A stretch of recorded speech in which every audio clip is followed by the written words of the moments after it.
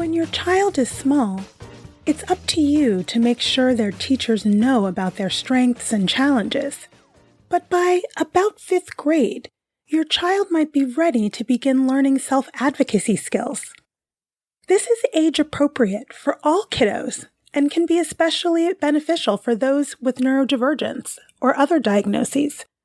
Fully understanding their own diagnoses not only means they can more easily explain their challenges to friends and family, also empowers them at school to ask for what they need in order to be successful both socially and emotionally, as well as academically.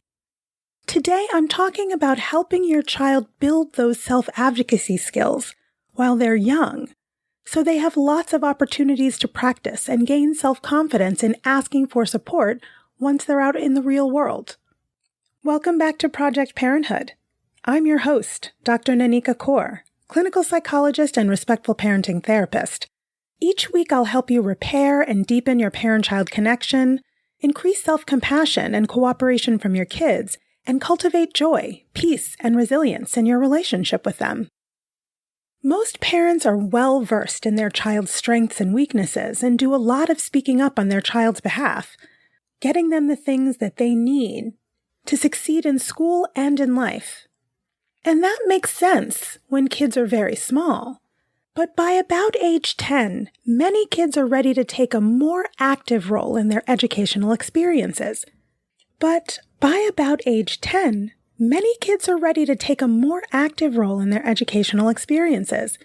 Bringing your child on board as an educational collaborator helps them learn about the school system they're in and all of the moving parts involved in getting them the appropriate support at school, and also at home and when they're with friends. Here are 7 ways to help your child build self-advocacy skills. Number 1. Team up with your child to become an expert in their diagnoses in the unique way it presents for them individually.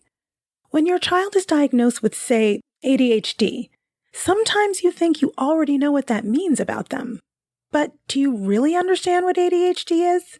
Do you understand your child's specific symptoms of ADHD and how it impacts your child in class, at recess, or in social and extracurricular settings from their perspective as well as your own? Learning disabilities, developmental and mental health conditions present and are experienced differently from person to person, whatever your child's diagnosis. Become a detective with your child and find out all you can about their particular symptoms. The name of a syndrome or disorder isn't the only important information you need to know. Number 2, help your child reflect on their strengths, challenges, goals, and what support they need to achieve them. Consider supports needed for academic success, but also what they need in their physical and interpersonal environments to accommodate their disability or disorder. Number 3, practice self-advocacy through role play. Whenever you and your child realize in retrospect that a tweak in their internal or external environment could have prevented their shutdown, meltdown, or explosion, role-play scenarios in which your child asks for and accepts the help and support they need to avoid becoming overwhelmed. Help them practice saying things like, "My brain" or "My body feels stressed out. May I take a break in the hallway for 5 minutes?" But also practice with people outside of the family. Invite them to order for themselves at a restaurant, for example. Number 4, invite your child to participate in yearly IEP meetings. Once your child has a good understanding of how they struggle, how they shine, and what accommodations they need, invite your child to explain those understandings at their Individualized Education Program, or IEP meeting. This is where school district representatives, teachers, you, and your child will meet and together either set new goals or review prior goals to see if they're being met. The school may be required to provide occupational therapy, speech therapy, physical therapy, counseling, academic accommodations, and or other modifications to help your child achieve IEP goals. Invite your child to explain what's been working and not working accommodations-wise, and give ideas for what might work better. The more involved your child can be, the more ownership they can take for meeting goals and for their education in general. It also helps your child learn to negotiate for the support and services they need. Number 5, give your child responsibilities. Build age-appropriate responsibilities into your child's everyday routines.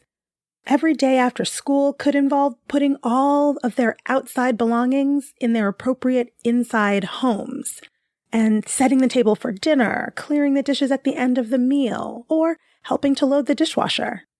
Don't use the word chore. That sounds unpleasant. You're all on team family, and every person is valuable, and everyone helps the team succeed. You can even provide a list of every daily, weekly, monthly domestic task, and let them choose which they'd prefer to help with. Number 6, model self-advocacy.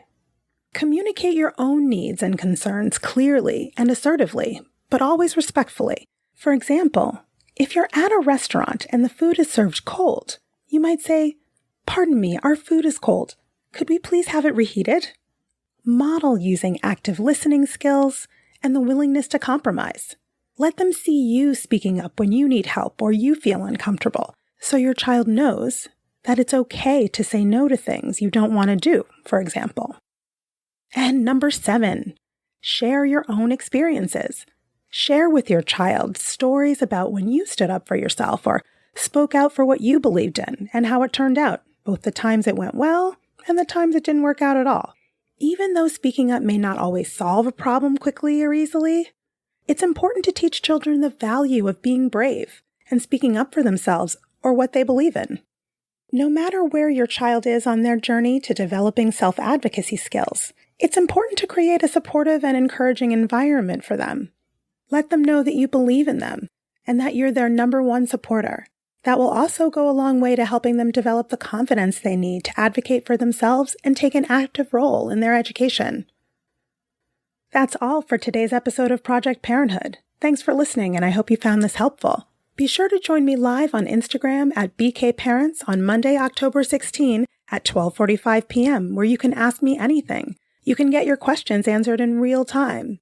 If you have a question for me about parent-child relationships, respectful parenting tips, and/or parental mental health that you'd like me to cover in a future episode, shoot me an email at parenthood@quickanddirtytips.com or leave a message at 646-926-3243 or leave a message on Instagram at BKParents. That's BKPARENTS.